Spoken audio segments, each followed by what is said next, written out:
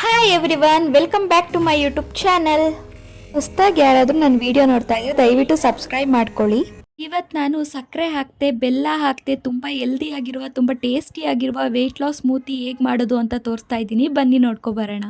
ಇದನ್ನು ಮಾಡೋದಕ್ಕೆ ನಾನು ಒಂದು ಮಿಕ್ಸರ್ ಜಾರ್ಗೆ ಅರ್ಧ ಕಪ್ಪಷ್ಟು ಮಕಾನ, 1/4 ಕಪ್ಪಷ್ಟು ಹುರಿದಿರೋ ಕಡಲೆ ಬೀಜನ ಹಾಕೋತಾ ಇದ್ದೀನಿ. ಇದಕ್ಕೆ 2 ಏಲಕ್ಕಿನ ಹಾಕೋತಾ ಇದ್ದೀನಿ. 1/4 ಕಪ್ ಬಾದಾಮಿನ ಹಾಕ್ಕೊಂಡು ಇದನ್ನು ಪೌಡರ್ ಮಾಡ್ಕೋಬೇಕು. ಇದಕ್ಕೆ 1 ಕಪ್ ಆ್ಯಪಲ್, 1 ಬಾಳೆಹಣ್ಣ ಸಣ್ಣದಾಗಿ ಹೆಚ್ಚಿ ಹಾಕೋತಾ ಇದ್ದೀನಿ.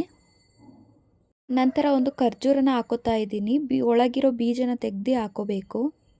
ಕೊನೆಯಲ್ಲಿ ಕೋಕೋನಟ್ ಮಿಲ್ಕ್ನ ಸೇರಿಸ್ಕೊಂಡು ಚೆನ್ನಾಗಿ ರುಬ್ಕೋಬೇಕು.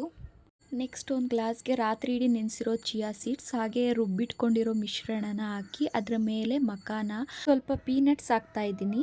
ಈಗ ಹೆಲ್ದಿಯಾದ ವೆಯ್ಟ್ ಲಾಸ್ ಸ್ಮೂತಿ ರೆಡಿ. ಇದರಲ್ಲಿ ನಮಗೆ ಪ್ರೋಟೀನ್ ಸಿಗೋದ್ರಿಂದ ವೆಯ್ಟ್ ಲಾಸ್ ಮಾಡೋರಿಗೆ ತುಂಬಾ ಒಳ್ಳೆಯದು. ಈ ಹೆಲ್ದಿಯಾದ ಸ್ಮೂತಿನ ನೀವೊಂದ್ಸಲ ಟ್ರೈ ಮಾಡಿ ಹೇಗೆ ಬಂತು ಅಂತ ಕಮೆಂಟ್ ಮಾಡಿ.